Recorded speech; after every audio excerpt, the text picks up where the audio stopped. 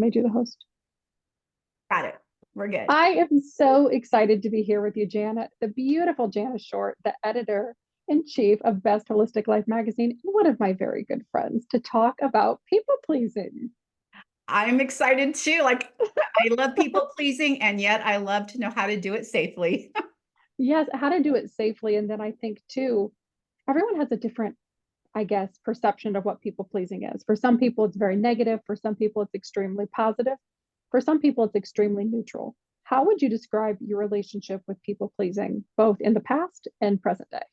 So when you're doing people pleasing with using people pleasing skills, it's phenomenal for both you and the receiver when you have those boundaries that you need to set so that you're not exhausted or worse, feeling resentful that you had to do something, right? Haven't we both done that before? Oh, yes, that's probably the hardest thing for me to keep reminding myself of every single time I get the opportunity to be a people pleaser. I think I've even messaged you about that before. I said I'd do this, but I'm going to be a few days late. I'll tell you, when I get together with groups of people, the thing we laugh about the most is the not so pleasing things we've done, like those little failures or the things. Do you remember when? And so I Yeah. feel like those are more memorable, anyways, to have those mistakes, or sometimes we aren't able to show up for certain things. So there's a balance. There's definitely a balance and a little tightrope that you need to walk on when you're a people pleaser. I think too, it's figuring out the percentage is right or the right balance for you because we all have a different energetic equilibrium and we all have a different amount of energy. It's figuring out what makes sense for you because what your friend can do in a day perhaps is not what you can do in a day. But we see, especially with social media, we try to imitate, oh my goodness, well, Barbara, she's so, energetic, she can get so much done, or everyone loves her. And that lends the way for people pleasing too. Honestly, for me, the journey was literally finding out why it was so important for me to be a people pleaser. Why am I doing this when I'm exhausted? I don't have the time. I'm missing out on things. My health is at risk because I'm trying to show up everywhere. So when I realized what was driving that, and of course, most of us are going to find it's from our moms. We love them. I'm a mom. I'm sure my children have people pleasing skills because of that. But we always want to show up as our best possible selves and do for others. And sometimes that means saying, I would love to do that, but I'm not going to be able to participate in that today. So I feel like when we find out what's driving us to become people pleasers, it really helps us build that beautiful balance of being able to take care of ourselves first, our health, our well-being, our mental health, and still be able to serve others as a people pleaser. When did you realize that people pleasing was a bit of a tad of an issue in your life? When I was raising 4 children. Oh my. Right. And they all had to have things like the baseball mom and the groom mother and fixing everything for them, and then becoming their taxi driver and making sure my kids were happy and the people that they were participating with was happy. We lived in Lake Arrowhead. So for those of you who don't understand, it's on a mountain on a lake, and nothing was right down the street. It was around the other side of the lake. One way there. So when you're driving 4 kids around, they couldn't walk. This wasn't something that was, just walk the 3 blocks. So you were definitely a big cab driver and trying to make everyone happy. And I found that I was the mom who my kids would say, Mom, do you mind driving so and so home? Which was on the other side of the lake. All you got done was driving around the lake, and you realized I have to 100%. set some boundaries here. I realized I had a major problem with people pleasing as my health definitely started crashing.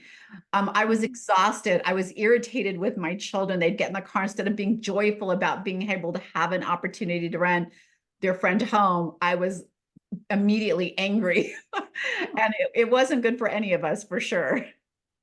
No, and I think as women, I once read a study, and the statistics could have changed now, but women primarily have the autoimmune diseases in the world, right? Just by statistics, a lot more of them. I once read that they have felt and believe that that's related to women's people pleasing tendencies because we are typically rated as much more agreeable. I would 100% agree with that, that women do have more autoimmune diseases. I don't know, maybe we complain about them more. Yeah, because I know that I have an autoimmune disease, and everybody I know has, everybody knows that I have one, but I do wonder perhaps the men just aren't saying anything. Talking about it or getting Yeah. diagnosed because they don't have time to take care of themselves. Here's the thing. It is true. And when you're a people pleaser and you put yourself on the back burner, it will affect everything in your life, your mental health, your physical health, the way you look, your aging process, I'm telling you, will speed up. It's exhausting and it takes the joy out of it. So if you're people pleasing and there's not a balance of the joy in doing that, being with friends, making things happen, then maybe that's one of the things you should have opted out of. Do you have a story or an example, perhaps of a people-pleasing tendency in your life, positive or negative? A time when you've said no or a time when you've said yes and you've regretted it? So when I first started building my new business, I said yes to everything. And I would tell people, be the yes person, just open the doors to possibilities.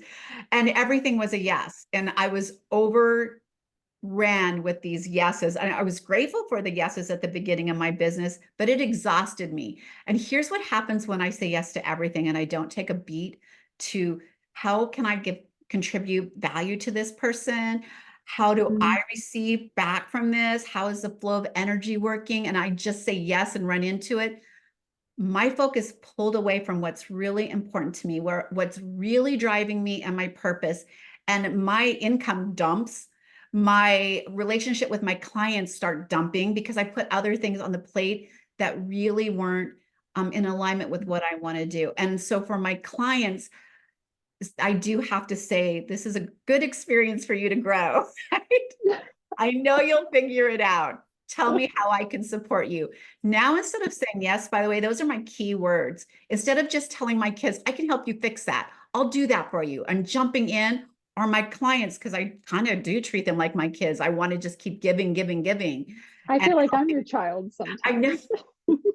instead now I stand back, give them the opportunity to figure it out on their own of how they want to process, whatever it is they're going to ask me for, instead of jumping and saying, oh, I can do that and I'll do that. I ask them, please let me Right. know how I can support you in that journey. And it puts it back into their court. Maybe what I would have volunteered for is way more than what they wanted to ask of me. And so sometimes it's as simple as, hey, could you share my post? Hey, do you mind having a quick 15-minute call and just telling me where I could adjust this? Instead of me jumping in with all the things I can do to help and committing way before they've even asked. So for me, people pleasing skills have taken me back a step and just asking that simple question, how can I support you in that? That's hugely important because I do think we sometimes know what's best, right? Oh, I know how to do this, or oh, I know what's best for you. But do we really? And the answer is we don't always. We don't. And when we just jump in and give our all to fixing it or helping it or doing it, we are depriving them of a skill they need to develop. We are depriving them of that opportunity to struggle with something and learn whatever it is they need to move Mhm. on to their next level.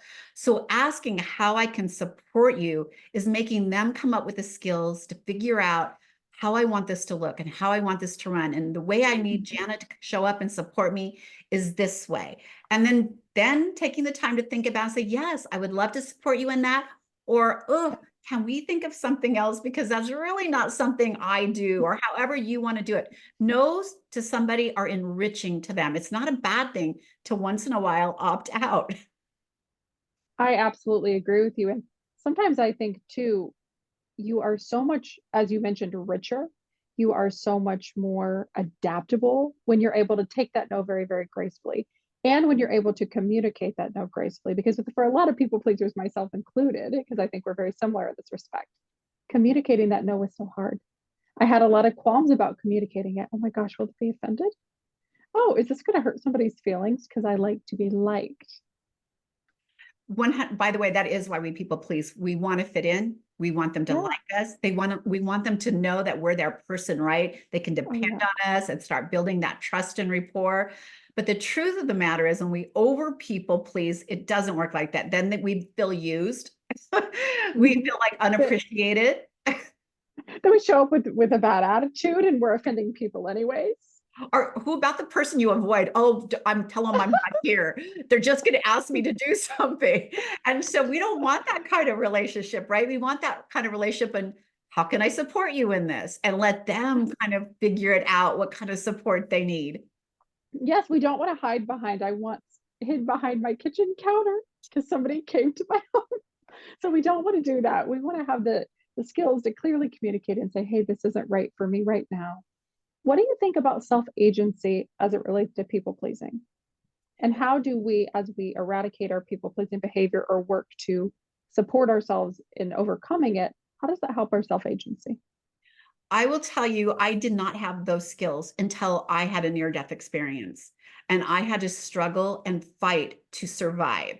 And then I realized what was important. It's okay if not everybody likes me. For me, my well-being and health had to come first because you hear that saying on your deathbed, you're not going to wish for more money, you're not going to wish for better shoes like the Louis Vuittons or the Hermes bags. You're going to wish for more time. And that is 100% true. And it has never left me. And every time I find myself forgetting about taking care of myself, being the agent of my own health and well-being, I literally put the brakes on and reformulate, how can I do this and still put Mm-hmm. me first? Right now, what are my key values? My family, my health, my spirituality. And if something doesn't align with those, I say no. I take care of myself first. And it Mm-hmm. is not selfish. It is the most selfless thing I have ever done, is saying, I need this time for me. I need to follow up with my doctors. I need to take the time to, walk every day. I need Mm-hmm. to take the time to make sure I'm feeding my body what it needs to nourish it, because I know I'm here now on borrowed time. It's been a decade since that happened. And if I had stopped at any point, I know that my health would start declining again. We're so lucky to have you here. You enrich so many lives, by the way. But I think, in terms of, I'm trying to formulate my question because you had so many great nuggets in there that it's almost hard for me to pick a question.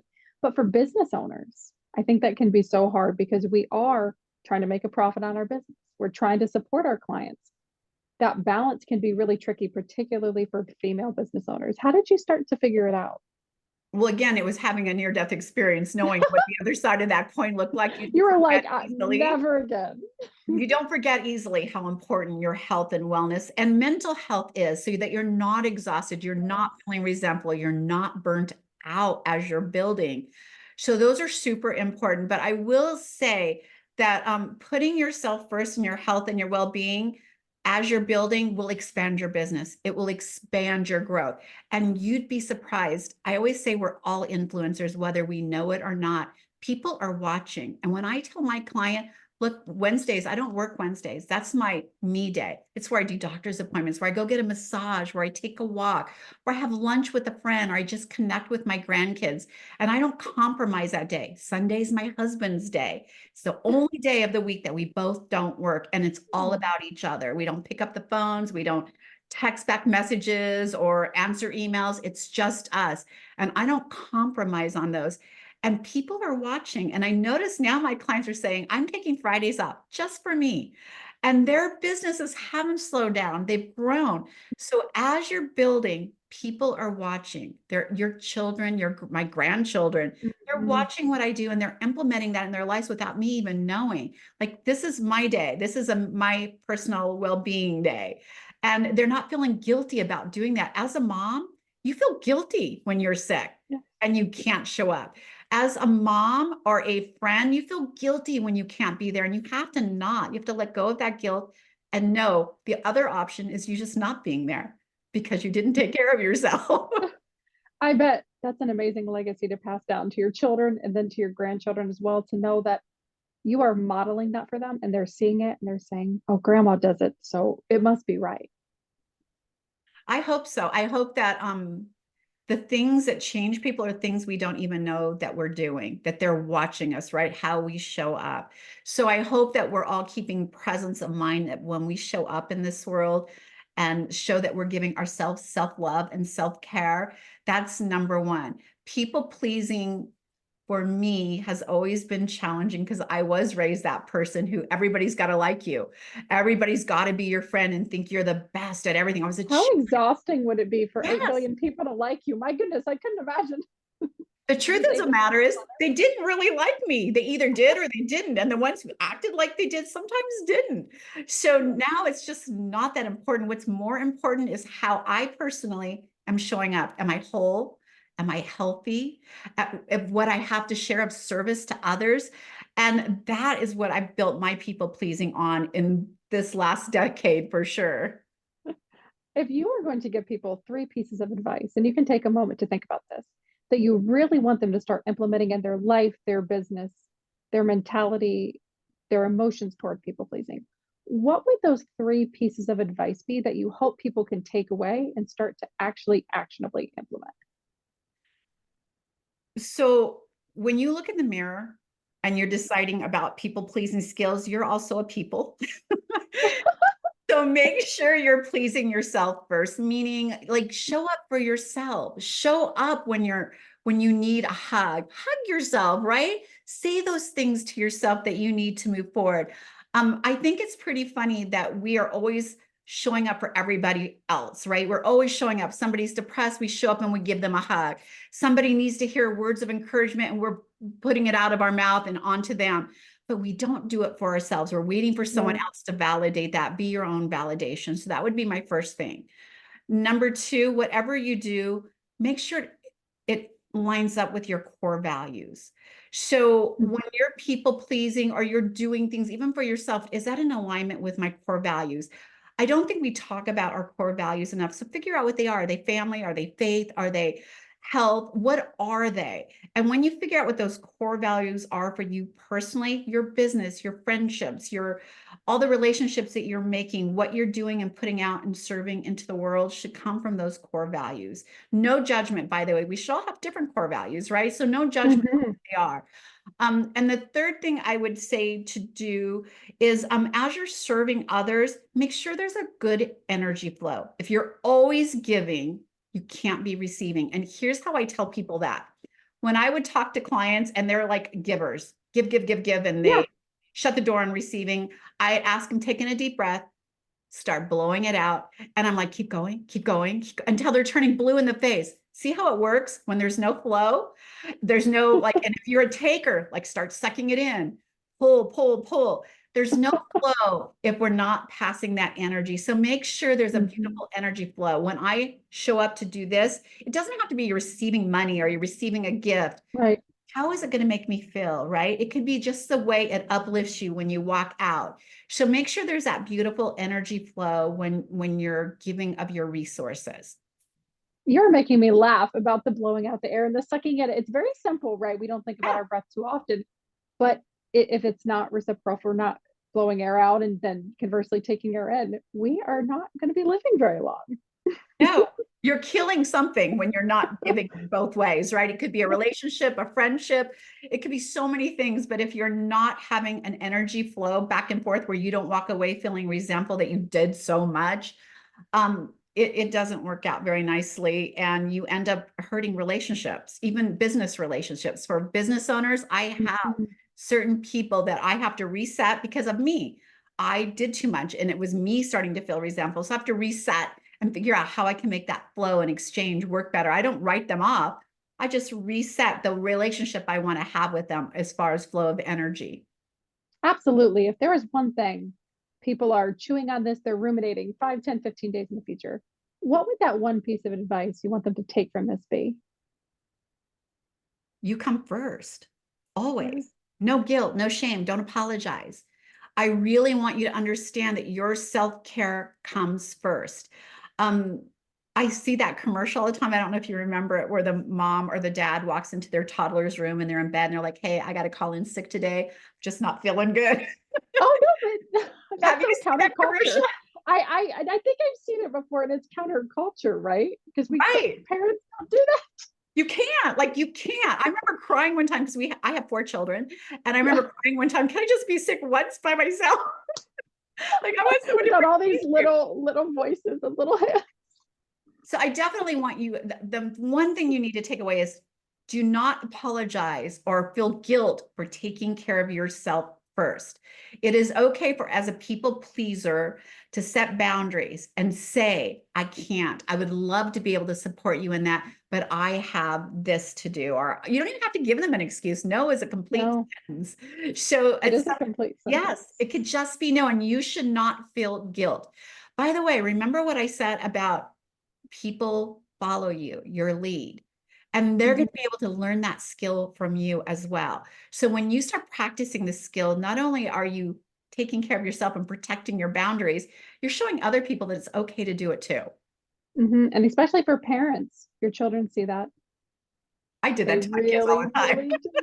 They really, Not really today, do. sorry. No, not today. And Jana, I had so much fun with you, as I always do, talking about overcoming people pleasing, and people are going to take so much away from this conversation. Thank you for spending your afternoon with me. Such a pleasure. I love you guys too. Thank you so much. Yes. Turn you